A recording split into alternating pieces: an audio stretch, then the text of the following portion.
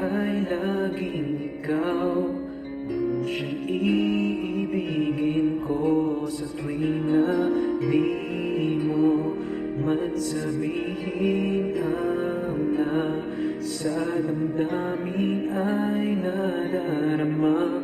Lumalayo ka na ngayon sa akin.